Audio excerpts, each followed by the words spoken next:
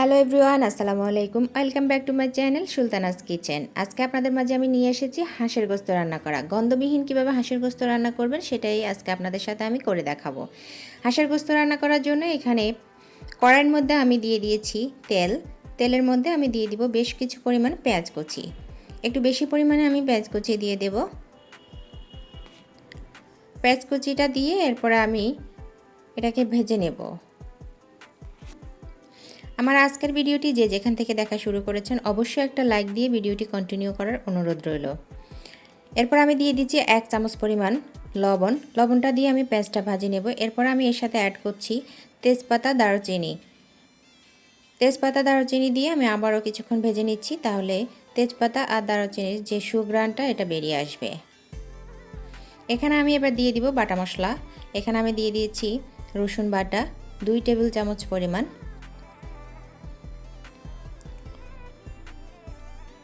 তারপর আমি এর সাথে অ্যাড করব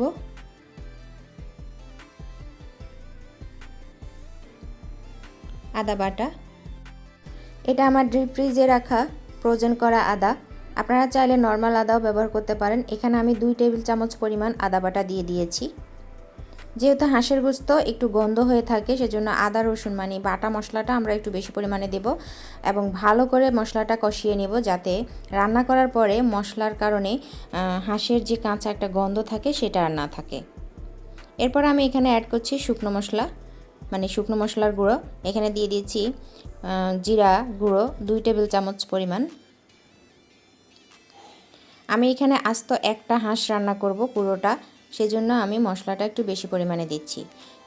জিরা গুঁড়োটা দিয়ে আমি আবারও ভালো করে নেড়েচেড়ে ভেজে নিচ্ছি। প্রত্যেকটা মশলা দেওয়ার পর দিবেন, একটা একটা করে মশলা দিবেন আর একটু একটু করে ভেজে নেবেন ধীরে ধীরে, তাহলে মশলাটার গন্ধটাও চলে যাবে, মশলাটা ভালো করে হবে এবং রান্নাটাও স্বাদের হয়ে থাকে।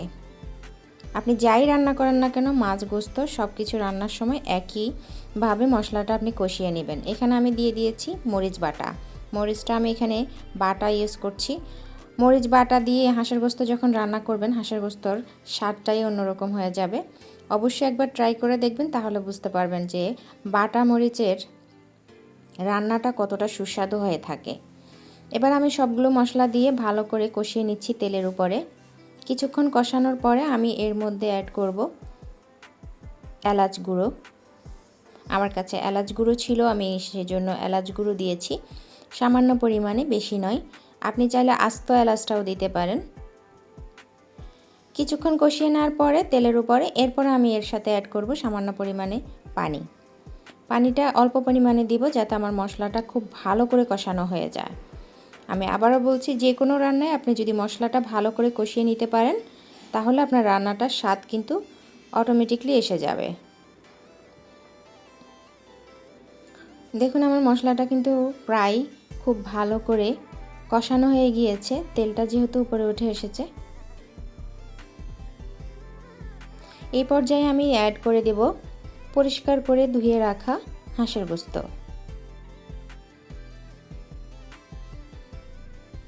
দেশ এবং দেশের বাইরে যে যেখান থেকে আমার আজকের ভিডিওটি দেখছেন সবাইকে জানাচ্ছি আন্তরিক ভালোবাসা এবং কৃতজ্ঞতা। আপনারা চাইলে আমার চ্যানেলটি সাবস্ক্রাইব করে আমার পাশে থাকতে পারেন। আর যদি আমার ভিডিও সবসময় দেখতে পারেন বা দেখতে চান, তাহলে অবশ্যই অল বাটনটি অন করে রাখবেন, তাহলে আমি যে কোনো সময় ভিডিও দিলে আপনার কাছে নোটিফিকেশন চলে যাবে এবং আপনি দেখে নিতে পারবেন। এবার আমি মশলার সাথে হাঁসের গোস্তটা খুব ভালো করে মিশিয়ে নিচ্ছি।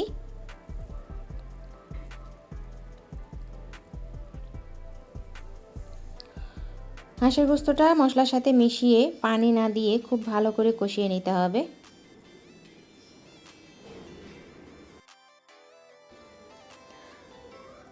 আমাদের অনেকেরই হাঁসের গোস্ত খুবই পছন্দ, আবার অনেকে হাঁসের গোস্ত খেতে চান না গন্ধের কারণে, একটু গন্ধ গন্ধ ভাব আসে। তো তারা কিন্তু এভাবে ভালো করে মশলা কষিয়ে খুব সময় নিয়ে যদি আস্তে আস্তে রান্নাটা করে ফেলতে পারেন শুকনো শুকনো করে, তাহলে কিন্তু হাঁসের গোস্তর আর কোনো গন্ধ থাকে না।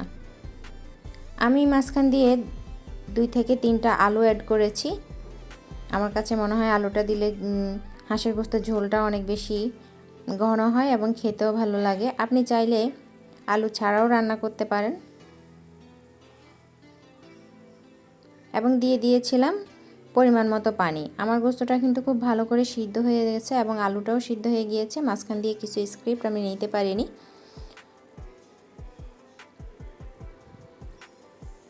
দেখুন আমার রান্নাটা কিন্তু একদম প্রায় শেষের দিকে।